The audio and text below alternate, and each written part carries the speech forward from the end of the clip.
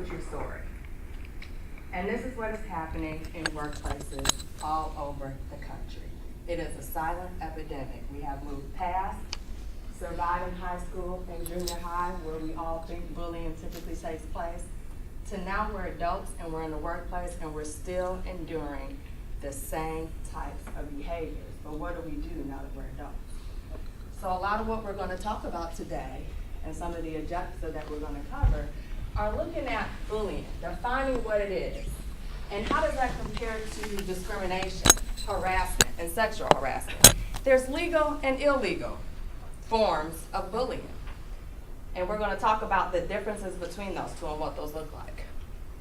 Part of that, we're going to identify certain aspects of that, and I'm going to share with you tons of research that is done by the Workplace Bullying Institute, which does national research all the time, and they're very well versed and do a lot of work in bullying in the workplace. And every year they do a national study where they survey hundreds and thousands of people to really get data on who's being bullied. What does the bully look like? What does the perpetrator look like? What is the victim looking like? What are the ideologies behind the mindset of the bullying? And from that data, they also bring ideas and suggestions on how to overcome that. So we're going to talk about that in the preventive state. And then we're also going to talk about who do you talk to if you're being bullied in the workplace? Who do you talk to if it's transitioned from bullying into the illegal aspect of discrimination and harassment and sexual harassment? So I talked a lot about legal versus illegal. How many of you know that bullying is not illegal? And that shows that most 80% of what people endure in the workplace is what we call legal bullying. So for the most part, people are jerks. They're not breaking the law, they're just jerks. Only 20% of what they're doing is illegal. And so we're going to talk about what that looks like, what makes bullying legal, and what makes it not illegal. Does that look shocking to anybody? That much of what takes place in our workplace is what is considered legal behavior? It is shocking, and we're going to talk about how we can stop that. So before we do that, let's talk about what these definitions mean. What does it mean to bully?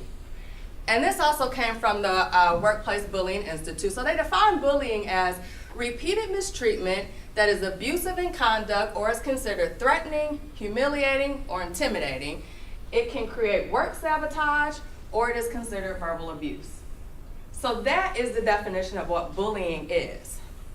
So knowing that that's what the definition of bullying is, some of us can probably think about a Susie we may know, or a boss that we may know. It may not have been to that extreme, or you may be sitting here and have been the victim of something that has happened, or you have been, the victim of real bullying, according to this definition. So let's look at this.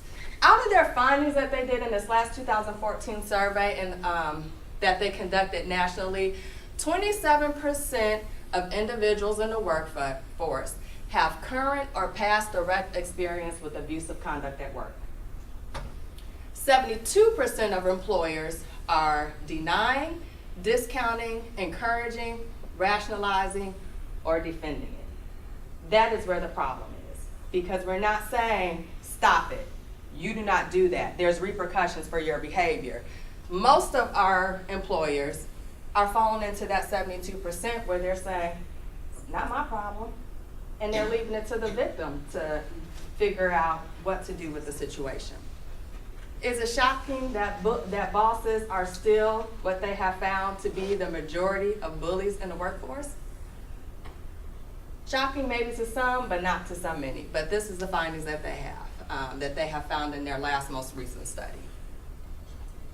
So let's talk about the breakdown of what it's looking like in the workforce. Again, we're talking about bullying. So this is the legal things, the 80% of what is taking place in our workforce. We're going to look at what is going on as far as who the perpetrators are, who the primary perpetrators are. So this chart right here tells you basically that 69% of bullies are male perpetrators.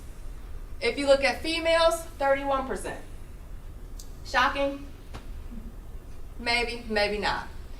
What's interesting is if you go down and you look back up at the male perpetrators, it tells you male bullies and their female targets is at 57%. So that's basically what the percentage are of the breakdown of who's doing as far as gender is concerned, the bullying, and male on male is 43%. When it drops down to female perpetrators, so the female bullies, 68% are female on female, and 32% is female on male. So what they showed or what they found was that the majority of targets are females. Whether it's male on females or female on females. Females are nationally the targets of being bullied, or they're the victims. And that's interesting. There can be lots of reasons why to that. One of the factors that they found is that for most parts, males don't always come forward. They just deal with it. They may feel like, whatever, this is part of the workforce. I'm not even going to address this. It's not that serious. So as far as these results are concerned, these are females who have reported. It's not saying that there are more males who have not been bullied. More males are not reporting that they're being bullied. So when we look at the gender, perpetrators and target of the same gender, 77% of bullying that is taking place in the workplace is with same gendered individuals. So the perpetrator and the victim are both of the same gender, with 23% of them being different. I found that to be shocking just looking at the numbers that they had, but for the most part, we're targeting the same gender when it comes to bullying. And there's going to be reasons why. We're going to break that down a little bit more. All right, so let's talk about who the perpetrators are and what their studies showed. It showed that most of the bullying in the workplace is coming from the top down. So that means these are people who hold higher statuses than you do. 56% of bullies are in higher positions than their victims. 33% are coworkers. So these are individuals who are on the same level. These are colleagues. We hold the same basically status as far as our job is concerned, with 11% of people being subordinates, or people that report to us. I found that to be interesting because sitting here, do you think, how many people really get bullied by somebody that reports to them? Does that sound like that would even happen? Not at all, but 11% of individuals are being bullied. So what does that make you think about that perpetrator, that 11%? They must really got some serious issues with themselves going on, that they are that bold and that mean to target and bully somebody who holds a higher status than they do. So they looked a little bit deeper because part of helping addressing bullying in the workplace for any of us sitting here is that you have to understand ideologies that go behind who the perpetrators are, who the victims are, what their mindsets are and beliefs are on the topic of bullying and how they feel bullying comes about. So this chart tells you a lot of things right here. Very colorful as I thought, but I like it. So we'll start with what we're looking at. The dots on the bottom indicate that major ethnic group feels that let's go with the blue. So if we look at blue is perpetrator. Perpetrators are the primary responsibility for bullying. The mustard colored target, that ethnic group feels that targets are responsible for the bullying. When it comes to the orange or red, the employer, that ethnic group feels that employers are responsible for bullying that takes place in the workplace. And then the orange for society means that ethnic group feels that society is at blame for bullying that takes place in the workplace. Does that make sense? So we're looking at the ideologies behind major racial ethnic groups and what they believe stems, or what reasoning or rationale they feel bullying stems from. And this is very, very interesting to know, especially as we work and we are in positions of power, or we are working with individuals that we know to be bullied. In order to effectively eliminate the behavior, you really want to understand the ideologies behind it. So, is any of this shocking to you? Because there are some things that I found to be quite shocking, and that was, if you look at the amount of the percentage, I will say, across the board of all the racial groups and the role that society played in bullying. The biggest group was African Americans. Feel society has about 1/3% responsibility as far as they're concerned to have to do with bullying that takes place in the workplace. So is any of this data that you're seeing, does it strike you as interesting as how does that group believe that that percentage is responsible for bullying that takes place? Even if we look at perpetrators, let's look at, most of us think, okay, if somebody decides to bully, who's the person at fault? The bully, perpetrator. Caucasians felt that 47% of bullying that takes place is the perpetrator's fault. It's because something is wrong with them. And that tends to go down. As you get to Hispanics, think it's 33%, Asian Americans 31%, African Americans 27% think the perpetrator is at fault. And then if you look at employers, I tend to think employers have a lot more to do with bullying that takes place in the workforce, but you can kind of see the percentage and the disparity between the racial ethnic groups on where their beliefs are and how they believe bullying comes about. I said that this is interesting to know because this is going to come into play when it comes to how to stop the behavior, because you cannot do the same things for everybody when it comes to stopping negative behavior, because the message will not be perceived the same. All right, so that was bullying. Now we're transitioning to, now we're talking about illegal behavior that is now taking place in the workplace. And this is that 20% that most of us aren't experiencing in life. And so now we're going to talk about 3 different forms of the illegal behavior that takes place that holds workplaces, universities, institutions, people legally liable now at this point. So let's talk about discrimination. By definition, discrimination is a supervisor or a person in authority making employment decisions related to hiring, firing, transferring, promoting, demoting, benefits, compensation, and other terms and conditions of employment because of an employee's protected class. So do we all kind of know what the protected classes are? When I say protected class, do we know what I'm talking about? Yes, no? Yes, no? Okay. So we know the protected classes: race, religion, age, sexual orientation, gender, etc. So the key points you want to take about from discrimination: this has to be something that's tangible and an adverse consequence that is employment related. It also has to be absent legitimate non-discriminatory reasons. So if somebody gets fired, you can't just say, oh, I got fired because of my gender. It has to be absent non-discriminatory reasons. So that means you should have been the perfect model. If you got fired because you're late, that's a non-discriminatory reason. So it has to be absent all that. It has to be solely because of a protected class. Harassment, another very popular form of illegal bullying that takes place in the workplace. Harassment is unwelcome conduct based on a protected status that is real or perceived, and we'll talk about that. It unreasonably interferes with an employee's performance or is sufficiently severe or pervasive to create an intimidating, hostile, or offensive work environment. So let's go back to based on a protected status. Again, we're talking about the same status as I mentioned before, that has to be real or perceived. So what that really means is, as an individual, I may not feel like I'm being harassed, maybe because my own lack of knowledge, but if my colleague next to me perceives that I'm being harassed, it could be harassment. Does that make sense? So that's the real versus perceived. It doesn't matter what your sentiments are, if you feel it or not, but if somebody else feels it and knows that this is what is taking place, it is harassment.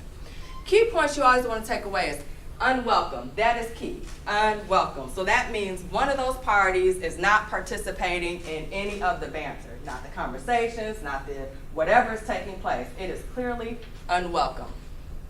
Severe or pervasive, and the bullet points that touch upon that is it has to unreasonably interfere with an employee's performance. or create an intimidating, hostile, or offensive work environment.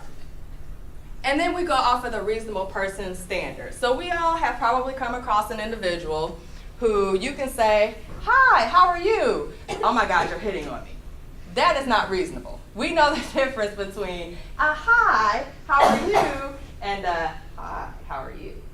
There's a difference, okay? So it's off of reasonable person standard, because we have individuals in this world who are just irrational and they go to the extreme with every little thing. So it's a reasonable person standard. If any other person other than you perceive this to be harassment, then it's harassment. So we have some examples of that.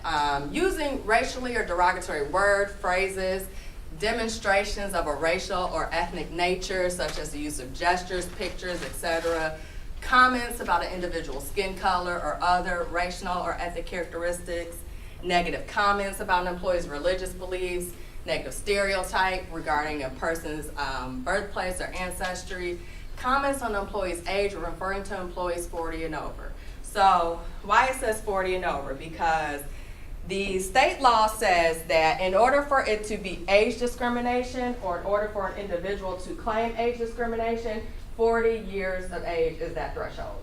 So you can't be 23 and say, "I didn't get this job because of my age." Nope, the threshold is 40, okay?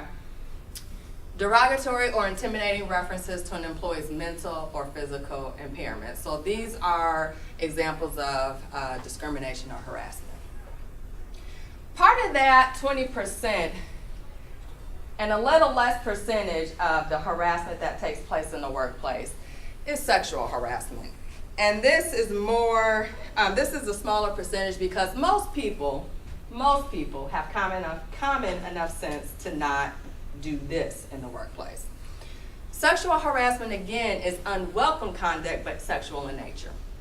Again, it is so severe or pervasive that it affects an individual's employment. I threw in a student's academic status because as we are in schools or working with students, it transitions and goes to them as well. So they also can be at the end of experiencing sexual harassment if it's affecting so severe or pervasive in nature that it's affecting their academic status. It unreasonably interferes with the individual's work performance or their student's academic experience, or it creates an intimidating, hostile, or offensive work or educational environment. So the key points, again, to take away the difference between harassment and sexual harassment, the main difference is that it's sexual in nature, obviously, but it's still unwelcome behavior. It has to be severe or pervasive, and it is, again, off of the reasonable person standard.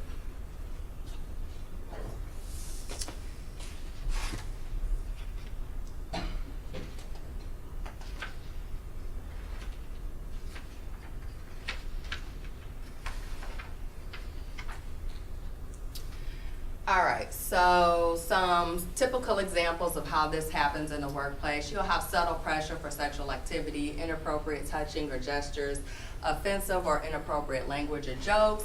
That includes electronic content as well, so please be mindful of what you are putting on social media, sending through email, sending via text, because those are all considered when it comes to sexual harassment or harassment. Demands for sexual favors, obviously sexual violence, which we know will land you in jail for sure, and then other forms of sexual misconduct, including domestic violence, dating violence, and stalking. A lot of times we don't think this takes place in the workplace, but it does happen. It's a small percentage of what happens, but it happens. And again, it's always a boss and their subordinate. That is what typically takes place when we talk about discrimination, harassment, and sexual harassment. It's what we call quid pro quo, this for that.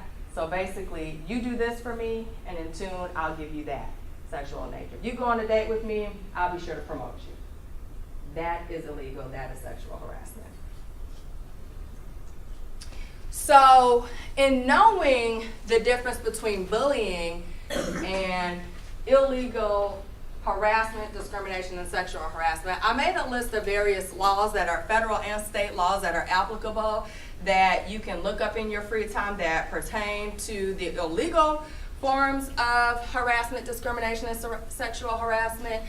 So if you are interested in your own time, you can always look those up, or if you have questions regarding any of those, please feel free to ask, because I can explain maybe one of them in more detail. So I'll stop and just pause at this point. Does anybody have any questions or comments up to this point? No, you guys are a quiet group now that I'm talking. So I made this slide because this is relevant, because a lot of times when it becomes illegal behavior, or when a person chooses to want to pursue a lawsuit against an employer or an individual, these are the statutes that they will try to go off of to determine whether it was illegal or legal behavior. Usually one of these statutes that they will try to go off of to make that determination. All right, so what do you do about if you're being bullied, or if you feel like there's discrimination, sexual harassment, or harassment taking place in the workplace? There are some similar things that you can do for both, but there are very two specific things that you can do for both. So what are some of the things that you think you can do if you are being bullied, or you think you experience bullying in the workplace? This is time for you all to chime in. What's the most logical thing to do? Confront the person about it. You can confront the person about it. What if you're too scared to confront the person about it? I know, like in my workplace, I would talk to someone in HR. Talk to somebody in HR? What would you I was going to say, talk to your immediate supervisor and make sure you go up the ladder, chain of command. Absolutely, absolutely. So all of you all said very good things that you should do, and absolutely necessary things that you should do. If you are one of those personalities that you know you can stand up for yourself, then you tell that person, stop it. I don't like it. You need to stop doing this, or whatever it is that you want to tell that individual. Because usually when you confront a bully and you stand up for yourself, what typically happens? They back down. They stop bullying you. They bully people because they see a weakness in you that they feel they want to take advantage of. So if you stand up for yourself and tell them, I'm not doing this, you won't do this to me, stop it, I'll report you, whatever it is that you want to address with that individual, go ahead and do so. But for most of us, or most individuals that are bullied, they obviously are being bullied by that person for a reason, because they don't feel like they can stand up to that person. So what you always want to do in any situation is document. Because document is very important in showing a trail. And then it gives you or that individual more precise details of what happened when it comes to the reporting phase. So make sure that you know any and everything that is taking place or that you're experiencing as detailed as possible that you can possibly do it, because there will come a time, the more detailed your documentation is, the more it will benefit you along the line. And seek assistance. Now, what if it's your boss that's doing the bullying? You keep on moving up the chain. Most of us aren't comfortable confronting our boss and telling them to stop it because we feel we may be fired, or there may be some adverse repercussions that happen because of that. So you keep on moving up the chain. Go to your human resources department. That is one of your departments that you should be able to go to experience or express any kind of things that are taking place in the workplace that you are uncomfortable with.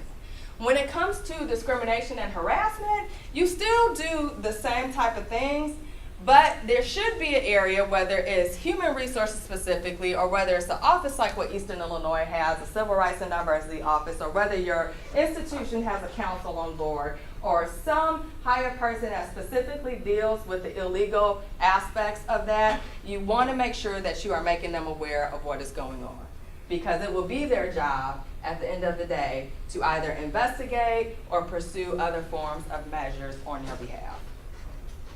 So pretty much similar when it comes to either bullying or discrimination or harassment, but you want to be sure that for the most part, either of the two really just depends on who absolutely must know what's going on. So do we have any questions about what has been presented so far? Okay. One of the things I want to leave you with is a quote that I found to be very interesting, and it's one that I used quite often in a lot of the presentations that I do, because at the end of the day, if you really think about what it says, it does kind of lend towards, if we can just follow this rationale, perhaps we can just come to work and do what we're supposed to be doing. And as if your attitudes and decisions are shaped by facts based on performance and behavior, you will create an environment free of discrimination where people are treated with respect based on what they do, not what they were born into. So I think this is important because anytime we deal with bullying or any other forms of illegal aspects of that, most of the time it is for reasons that individuals do not have control over.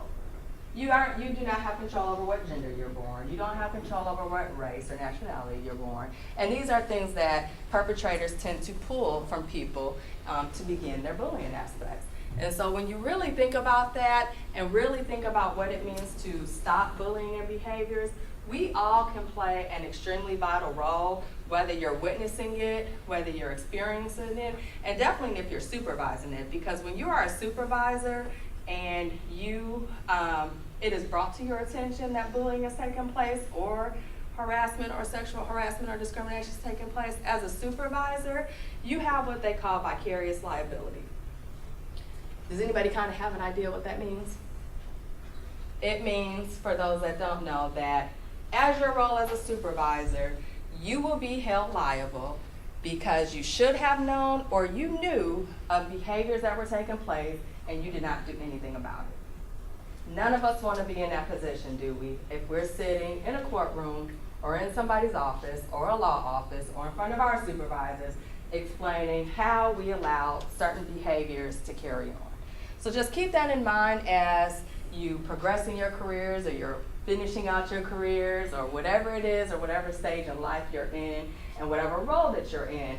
Be proactive, don't be silent, because many of us are working with individuals like Susie, like I told you about, who may look different, maybe Bob or whoever, that we don't know what is going on in their personal life. We don't know what their background is, but we have a role in how we make their work life experience, because it can be one little thing that can either take them to one extreme or to the other.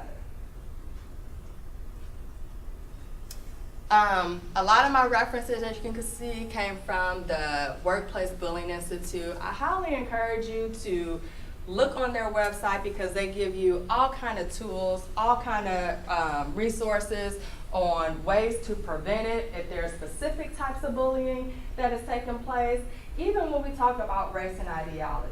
Because I didn't go into that much great detail about race and ideology, and I will start going into a little bit of detail about that, because a lot of times stopping bullying begins with a conversation. And it's how to have that conversation with an individual based upon their race and ideologies. So you can't start a certain confrontation if their ideology is that, oh, society is to blame about most of bullying. You gotta have that mindset that, okay, how do I approach this individual who already has the mindset that the work has very little to do with the bullying that's taking place. They have very little to do with the bullying that's taking place. The victim has slightly more responsibility with what to do is taking place. But I really believe that society has a lot to do with all the bullying that I may be doing or that I may be experiencing in the workplace. So having and knowing how to start a conversation with that individual is really key into how to be able to reach them and how to be able to effectively stop that behavior from happening. Do you guys have any questions? I feel like I spoke very quickly. I expected you guys, with the chatter that you had, to be far more interactive. Were there any other slides that you wanted to go over in more detail? Yes. Yeah, I think the thing that is so frustrating is, and I've been targeted in bullying, and when I approached my supervisor, it wasn't the supervisor I currently have, I just want to say that, she said, you know, I noticed you were being hazed, I saw it, but you know what, that's really up to you to handle. You're just going to have to figure it out, work it out. Mm-hmm. And sometimes it's not clear, like it's not illegal, like we said, it's not illegal, it's not even, and it's a lot of unspoken things, subtle things, some not so subtle, but I find that oftentimes there really isn't anything you can do about that unless it crosses over into something that's illegal. Well, It's- that's not true. I mean, I've approached the person, I've approached my supervisor, and nothing And happened. that's as far as you went up? No, I went higher. Okay, you went higher? Okay. I like your example because most of us, this is what's happening in the workplace. We do some of the things that I talked about, we do, and nothing happens because perhaps the culture is in such a way that nothing will happen. So what you do is in that situation, because I have experienced lots of these situations before. Here's my thing. You can always keep going all the way to the top. So you probably went as high as you felt you can go. Yeah. But there were other places you can That's continue true. to go to. That's true. So you keep on going to the ladder until you hit the highest person. I don't care if that's the president, CEO, whoever it is. How many people in their workplace have an ombudsman, labor employee relations, something of that sort? Most people have that. Or if not, you have another office such as what Eastern Illinois University has. We have both. We have labor and employee relations and we have a civil rights and diversity office. You keep moving up to those various offices until somebody is going to help you. Because I'll tell you one thing, at the end of the day, the last thing employers want, and we talk about is bad for business. So there's several things employers don't want at the end of the day. The number one thing they don't want is what? No business. No business, Or bad attention drawn to. bad attention drawn to them, a lawsuit. Oh, They yes. don't want to deal with a lawsuit because many people aren't wise enough to know the difference between will I get in trouble for this or will I not? There have been several cases brought forth where people have been bullied, but because they had a brilliant attorney, they switched it and really found all the details and dirt that they needed to find to really get that employer and make it illegal of what they were doing. So at the end of the day, if your employer is smart enough, they don't want a lawsuit. So you need to keep on working up the ladder, keep your documentation of everybody that you're speaking with because that's going to come a time. A lot of us can't help the culture that we work into, and so when you're in a situation where you know that culture may not be good, and that's why I highly, highly recommend you keep documenting and you keep going all the way up to the top. Because there's going to be a department, there's going to be an individual that's going to have enough sense to know, I don't want to spend money on a lawsuit. This is stopping work productivity, and which decreases dollars, ultimately. And those are two things that they don't want. And so they're going to be smart enough at some point to deal with the situation. And if they don't, well, then you have to keep on finding other measures to do that you feel. But never put yourself in a position where you just endure it. Because you shouldn't have to come to work and just endure any type behaviors. You should be able to come to work and you should be respected, you should be valued, you should be treated fairly. And anybody who doesn't do that, you need to keep on addressing it until somebody tells them you will stop and knock it off. Because most places don't want it, especially in today's times, everybody's sue happy. Most places aren't wanting that situation. Thank you. So hopefully that kind of answers your question, but I kind of like you can keep going higher Yeah. in most places, and so you keep doing that because I just somebody's felt like I just endured it is what I did. and you at that shouldn't time. do that. You should Yeah. never do that Just wanna because know. at the end of the day, what does that show to you and to anybody else? Yeah, that's I'm just true. going to accept it. It's going to be okay. This is the culture that I'm agreeing to, and I think it's okay. Mhm. And it's not okay.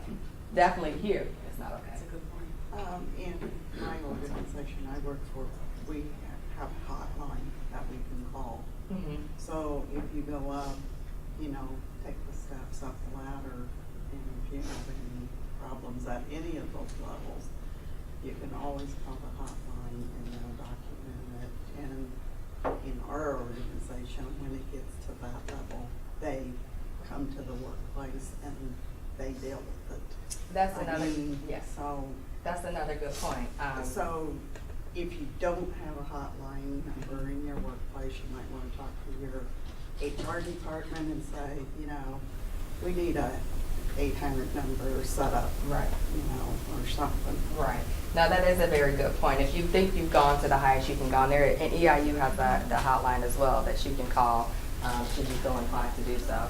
But you can call that 800 hotline because they work on behalf of you, not the organization or the company or the institution. Yes. Whatever happened to that girl's boss?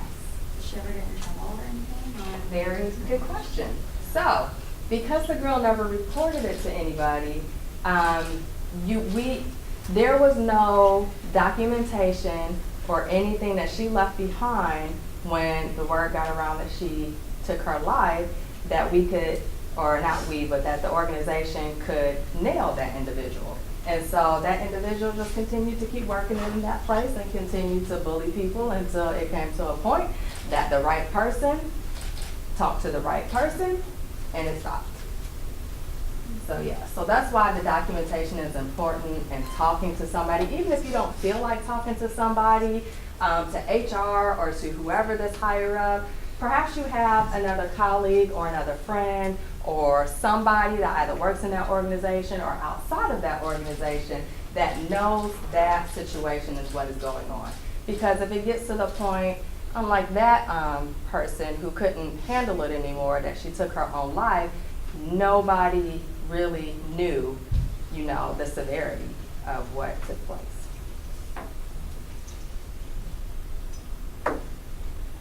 Any other questions? Well, thank you all so much. And I know we have like a super young person here. I heard you say she's in the 6th grade. And it's like, oh, not to scare you because I know bullying happens at school as well. But Yeah. for all of you all here in the workplace, be that one person that stands up and make a difference, because it could be your voice, that one voice that can stop or change the culture in that environment. Yes. Is cyberbullying illegal?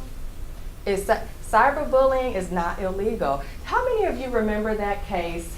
It was very national, about a young girl that committed suicide because she thought she was talking to some cute boy online, and it ended up turning out to be her neighbor's mom. The little girl didn't really like the neighbor, didn't really want to hang out with the neighbor, and the mom really didn't like that. She wanted this little girl to play with her daughter. And so she schemed up this plot to create this fictitious Facebook account. I don't remember if it was Facebook. It was some social media account with this cute boy's picture. We all call it catfishing now. This cute boy's picture, and she began to communicate with this young girl. She led her on to believe that they were dating, they liked each other, he really liked her, he really wanted to meet her, but obviously they never met. And then one day, I'm going to say the boy, but the boy is the mom, the neighbor, just completely flips the script. Now this girl already battled with depression. So he begins to say things like, you're fat, you're ugly, nobody likes you, you're stupid. And this was the one relationship that this girl really had to cling on to, because she wasn't, the most popular girl. She really had some self-esteem issues about herself. And so she was really beginning to see her life with some value through this teenage boy that she thought was so cute and was so interested in her. And then when it flips and he's like, I'm telling everybody in your school, you're ugly, you're stupid, nobody likes you, you're dumb. And it was the lady's daughter who was going back to the school, spreading that she's dumb, she's stupid, all this stuff. And that little girl committed suicide. The mom of the little girl and the parents of the little girl tried to pass a law that cyberbullying was illegal, but it has yet to pass. Just like bullying is still legal, and there's no law that has yet to pass that says it's illegal. So with especially young kids your age, be very, very mindful and listen to mom and dad when we're on social media about who you're talking to. If you really don't know who they are, then you may not want to have a conversation with them because you don't know who they are. And it could be somebody completely different than who they're portraying themselves as. So no, there is no law against cyberbullying because we deal with freedom of speech, we deal with the First Amendment, and unfortunately people are free to say what they want to a certain extent, as long as it's not discriminatory, harassment, or sexual harassment. And as we all know, there's all kinds of things you can say that are legal, that are hurtful, and that are bullying. And if you're not knowing the mental state of that other individual you're speaking to, you really don't know what may drive them over the board. So there is no law. So just be very careful when we're on social media and who we're talking to, and only be speaking to people we physically have seen and we know who they are. And I mean, that could be for us adults too, because I know we, date online and get catfished, unfortunately. But yes. Well, thank you all again so very much for coming to the workshop and participating. If you have any more questions or have anything you want to comment on afterwards, I will definitely be hanging around, and I do appreciate your involvement and participation.